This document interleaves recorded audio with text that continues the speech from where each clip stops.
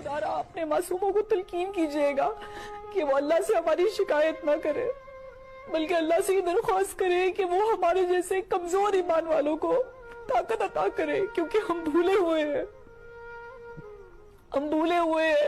कि मनफत एक है। तुम लोग करोगे सर्जिकल स्ट्राइक, तुम लोग करोगे पाकिस्तान पे हमला, मैली आंख से भी देखने की कोशिश न करना, तुम लोग की आंखें आकर हम निकाल लेंगे। कोशिश ये करें कि अपने हुक्मरानों को समझाएं कि ये जंग जो है ना आपके लिए ना हमारे लिए, दोनों के लिए जो है वो मुफ्त। क्या होगा? पानी बंद करेंगे तो हमने इसको ऐलान जंग कहा है, वो तो पानी बंद करने की तैयारियां कर रहे हैं, बल्कि करना शुरू कर दिया है। तो आगे तो ये तो पानी पे जंग होती दिखाई दे रही है वाज़े तौर पे। मैं आपको एक बड़ा ही मुख्तलिफ सा जवाब दूं। जी, क्या ट्रंप की, अमेरिका की अब जिम्मेदारी नहीं है?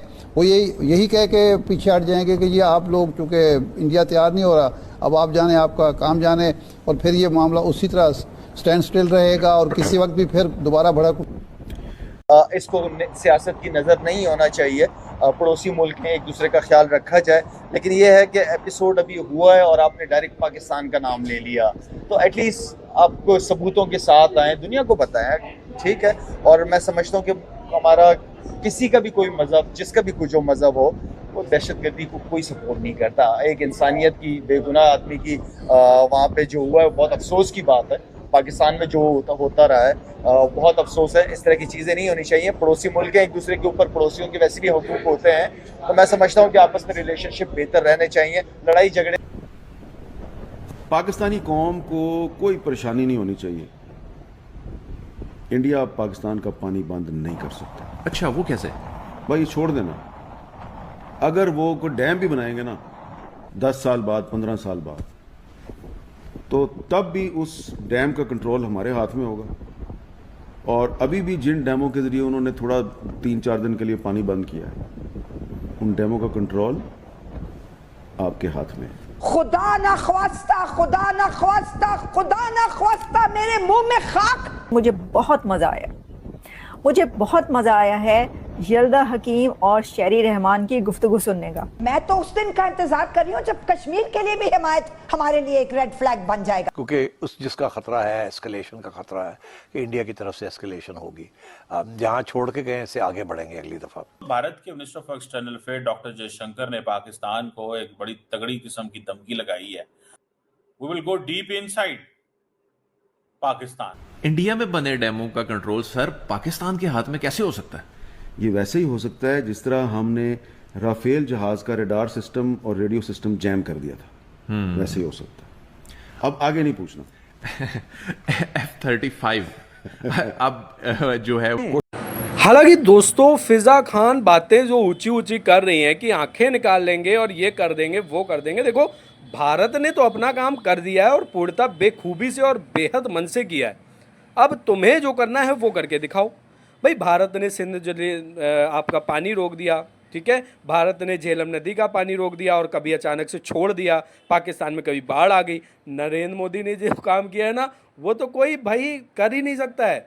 तो इसी के साथ बढ़ते हैं फनी रिएक्शंस की जब देखते हैं। और पाकिस्तान दुनिया हमें देखती है कि हम तो फोर्स्ड कन्वर्जन करते हैं, वो मियाँ मिट्ठू के जरिए सिंध में अपनी हिंदू बच्चियों को अगवा करके उनकी ज़मीनें और उनके कारोबार में हिस्सा लेने के लिए उनको फोर्सफुली मुस्लिम कन्वर्ट करके, तो ये यहाँ पर करने।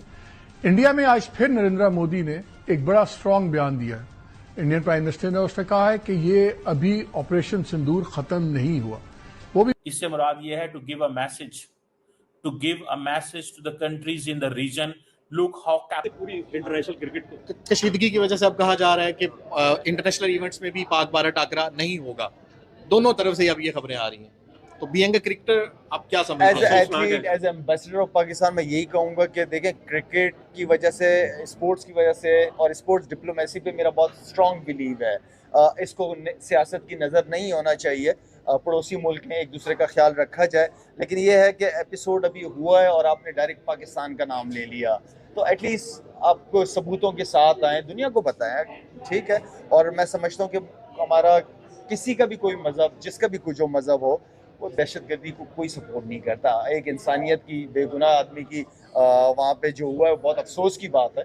पाकिस्तान में जो होता रहा है बहुत अफसोस है। इस तरह की चीज़ें नहीं होनी चाहिए। पड़ोसी मुल्क हैं, एक दूसरे के ऊपर पड़ोसियों के वैसे भी हुकूक होते हैं, तो मैं समझता हूँ कि आपस में रिलेशनशिप बेहतर रहने चाहिए। लड़ाई झगड़े का कोई रिजल्ट है नहीं, क्योंकि दोनों टाइम पे आपका PSL भी है और IPL भी चल रहे हैं, दोनों बड़ी लीग्स चल रही हैं। और मैं समझता हूँ कि क्रिकेट मैचेस जितने हमारे PSL के अच्छे मैचेस होंगे, क्योंकि स्टार्ट उस तरह नहीं हो जिस तरह नॉर्मली जो पिछले 9 साल आपने जितने भी मैचेस देखे हैं ज़्यादातर आखिरी ओवर या आखिरी बॉलों पे ख़त्म हुए, तो जितने अच्छे तगड़े मैचेस होंगे उतना लोगों का इंटरेस्ट बढ़ेगा, ग्राउंड में आएंगे। हाँ, मैं ये लाजमी कहूँगा कि अब PSL के जो मैचेस हैं वो कराची, इसलिए कि क्राउड इतना ज़्यादा नहीं आ रहा, क्या वजूहत है वो बेहतर जानते हैं, लेकिन इस क्रिकेट को आप फैसलाबाद, सियालकोट, उन छोटे शहरों में लेके जाएं जहाँ ग्राउंड है, इंफ्रास्ट्रक्चर है आपका, वहाँ पे जब क्राउड आएगा तो वहाँ पे क्राउड, लोग तरस रहे क्रिकेट देखने के लिए। क्योंकि हम जब भी कोई इंटरनेशनल क्रिकेट होती है PSL तो बड़े शहरों में ज़्यादा कराने की कोशिश करते हैं, लेकिन इस क्रिकेट को छोटे शहरों में भी लाजमी लेके जाना चाहिए। पाकिस्तान इंटरनेशनल मैचेस हार रहा है चैंपियंस ट्रॉफी में, पढ़ा है कि लोगों का इंटरेस्ट खत्म हो रहा है और ये इंटरेस्ट बहाल करने के लिए जरूरी है। एक वजह ये भी हो सकती है, बिल्कुल। मैं ये समझता हूँ कि जितने भी हमारे क्रिकेटर्स हैं इन्होंने पास में बहुत ज़बरदस्त परफॉर्मेंसेस दी हैं, लेकिन कोशिश ये करनी है कि जो बड़े इवेंट्स हो, हार जीत अपनी जगह, लेकिन एटलीस्ट एफर्ट नज़र आनी चाहिए, लड़ते हुए प्लेयर्स नज़र आए। और यही हमारे सारे स्टार्स हैं माशाल्लाह से। बाबर आजम को देख लें, माशाल्लाह से अच्छा लगता है, ग्राउंड में जाता है लोग। एक इंटरव्यू दिया है वहाँ के मीडिया को और वहाँ पर बात करते हुए जो है वो उनका यही कहना है कि अगर पाकिस्तान की तरफ से फिर कोई बात हुई या ऐसा लगा भारत को कि फिर किसी किस्म का अटैक हुआ, या ऑफ कोर्स उन्होंने एक टेररिज्म को ही लेकर बात की है और उनका यही कहना था, तो फिर पाकिस्तान में अंदर की तरफ जो है, यानी कि जो एरियाज अंदर आ जाते हैं उसमें भी अटैक किया जा सकता है। बात सिर्फ बॉर्डर तक या कश्मीर तक या उधर तक ही नहीं। क्या लगता है फ्रेंड्स, शाहिद अफरीदी जिस तरह से बातें कर रहे हैं इंडिया के लिए कि भाईचारा होना चाहिए और भाईचारे की तरह से रहना चाहिए, फिर एक तरफ फिजा खान की आपने बातें सुनी, इंडिया के लिए बोल रही हैं कि भाई हम आंखें निकाल लेंगे, एक तरफ अगला बंदा कह रहा है कि भाई हमारे बीच में एकता होनी चाहिए, पहलगाम में अटैक होने के बाद में जो चीज़ें हुई हैं उनकी जांच विस्तार से कराई जाए, और अगर ये आतंकवाद पाकिस्तानी निकलते हो तो हमें उस तरह से ट्रीट किया जाए। पाकिस्तान का तो प्रूव हो ही चुका है कि पाकिस्तानी आतंकी है, बार बार ये करने की कोई ज़रूरत थोड़ी ना है कि हम आपको दिखाते रहेंगे, हम प्रूव करते रहेंगे। भाई प्रूव करने के दिन गए, वो पहले हुआ करते थे प्रूव, अब डायरेक्ट टू डायरेक्ट वाला का सिस्टम है, D to D, आप आओ काम करो चलते बनो, वो वाला सिस्टम है। अगर आप हमें एक गोली दोगे तो हम आपको एक के बदले 100 गोलियां दागने के लिए तैयार हैं। ये बात पाकिस्तान के लिए ठीक बैठती है, क्योंकि लातों के भूत बातों से तो मानते हैं नहीं, ये तो सबने देखा है, सबके साथ में है। अब बात करें भाई IMF से कभी लोन ले लिया, कभी यहाँ से ले लिया, तो भाई चुकाओ तो, मिलेगा कहाँ से, बिजली नहीं है, पानी नहीं है,